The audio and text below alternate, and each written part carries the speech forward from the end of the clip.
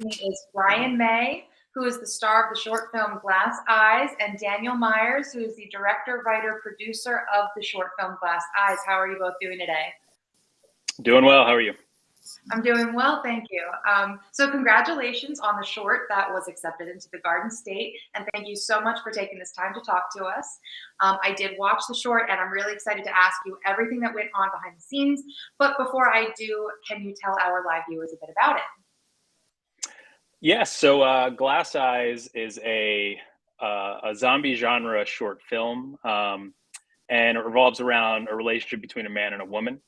And yeah, I mean, it was our attempt at the genre that we admittedly know is very watered down and very overcooked at the moment, but it's one of my favorite genres. And I kind of just, between Brian and I talking about this for a year now, I was like, I gotta tell my zombie story. I gotta do it. Yeah, I know there's a ton of stuff out there, but I gotta do it, and this is the product. So.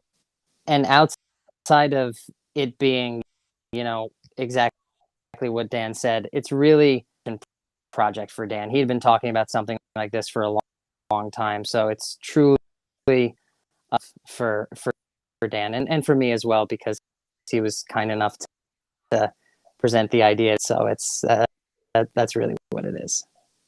So Dan, what was your inspiration for this writing? Oof, a whole lot of things. I mean, obviously, I'm a big fan of George Romero and his zombie films. I mean, I probably was too young of an age.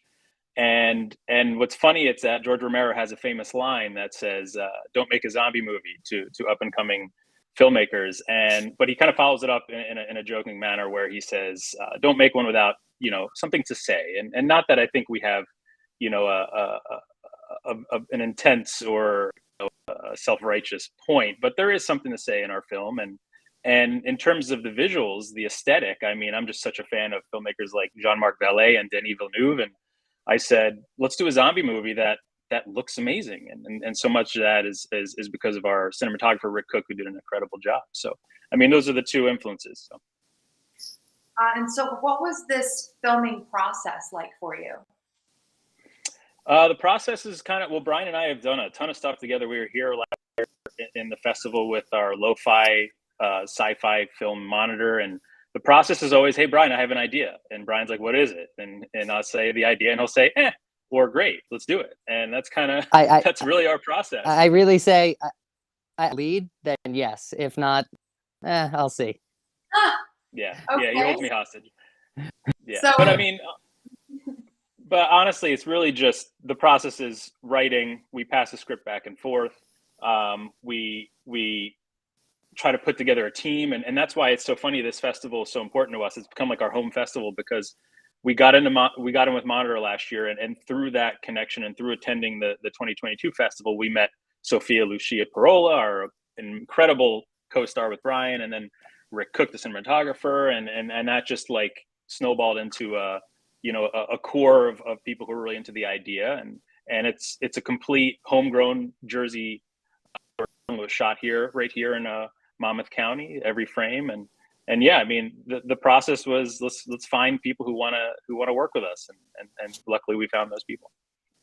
Okay, yeah. So it sounds like, because my next question was going to be, how did you find your cast and crew? So that's amazing that it seems to me like you found most of your crew through networking with the Garden State Film Festival. Yeah, yeah. So it's an amazing story for people who are going to come to the festival, and just network, meet people, be outgoing, be yourself, and share ideas and collaborate. So and is that and actually, like last year, sorry to interrupt, like it ties into the interview. Sophia interviewed us for right. the film we had here last year, and cooking in his head.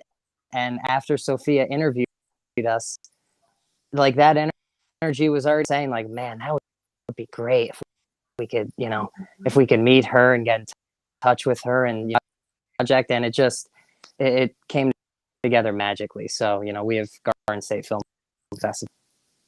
No, that's fantastic. And being a part of the Garden State, it's really I don't know what word to use other than just like motivating, like in making those network for sure connections and whatnot. Is that how the two of you met?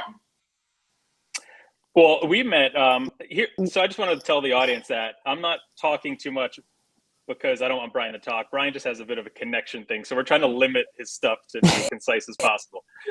So don't think we're just talking over Brian. No, but to get back to the question, Brian and I, like I said, we've done, I don't know, 7, 8, 9 short films together. We have an audio story trilogy that has done very well. And that was part of the festival last year. It's going to be part of the festival this year. I don't think they've announced it yet. That's called Fading Kingdoms.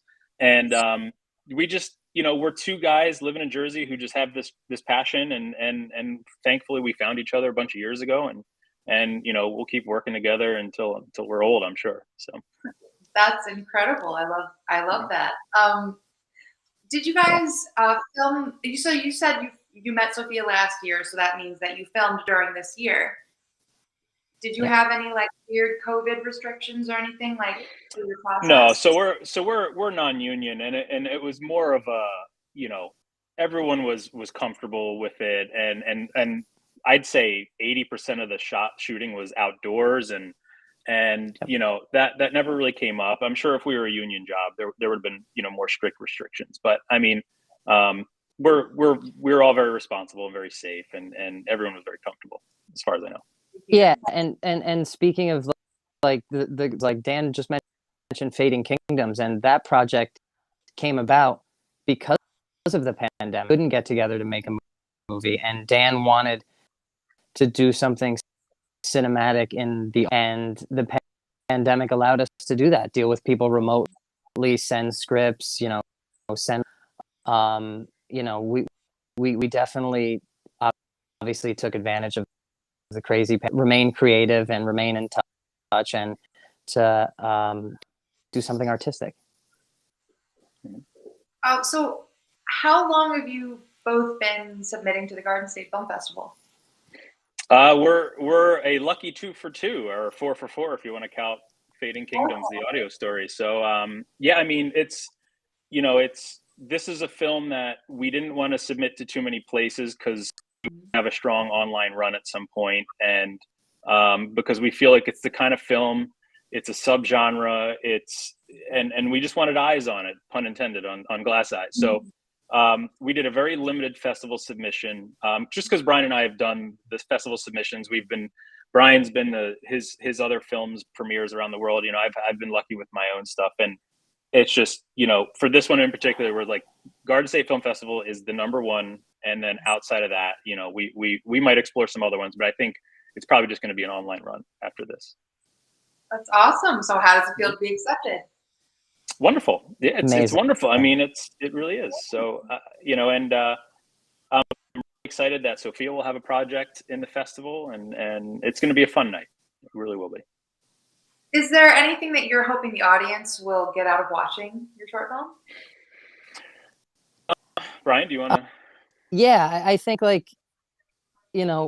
when you're starting out, like something that sort of either sets you apart or means something to you personally. But this is a long way of saying that Dan really came to me with an idea, and he wanted a short, tight, satisfying movie for both us and without any sort of pretension. So at the end of the day, we want people to be for Dan, but I think we want people to be entertained. And if you can leave thinking about some stuff, then a bonus of the entertainment factor. Yeah, I guess, and to elaborate on that, so my directorial debut last year was a film called Monitor, and it was a sci-fi film, and very atmospheric, done in the spirit of like a John Carpenter, and it was over 20 minutes, and we've actually since cut it down. And that was a lesson in terms of, for all the filmmakers out there who are just starting out, that was a lesson that I love the film, and it's exactly the perfect length it should be. But the goal for Glass Eyes, this film, frankly, it was a filmmaking goal. We said, all right, Monitor is great. It's what I wanted. It's atmospheric, but let's try to make a project that we can cut the runtime in half, literally, and then also make something that's more of a crowd pleaser. And I think this is. And we also quadrupled the production value. So that was kind of the exercise with Glass Eyes. So I see Brian laughing because he, yeah. So what advice would you say that you have for other filmmakers? Oh, I mean, I got this question last year. I didn't feel like I've earned the right to tell people what advice I have, but I guess that's really it. It's just the cliches of make what you want to see. I'm a true believer in that. Make what you want to see, and also just work with people you enjoy being around. That's probably one of the most important things, because at the end of the day, it's about the work and being that you enjoy, and because after the fact, when the film's released or doing festival runs or whatever, it's everyone goes their separate ways. So it's really about the production process, enjoying being collaborative with other people, and having fun while doing it. Yeah. When it's really, you learn that matters. That journey of making it, when you're all connected, when you're all in line, you're challenging each other, and you're striving towards that goal. That's really what you have, collaborators that push you, challenge you, and you're in sync with. It's a beautiful to have made the movie, and we're thrilled to be premiering it here at the festival. Well, we're thrilled to have you. You guys can check out Glass Eyes Saturday, March 25th from 6 p.m. to 8 p.m. at the Asbury Lanes. Brian, Dan, thank you so much for joining us today. Oh, wonderful. Thanks for having us. Can't wait.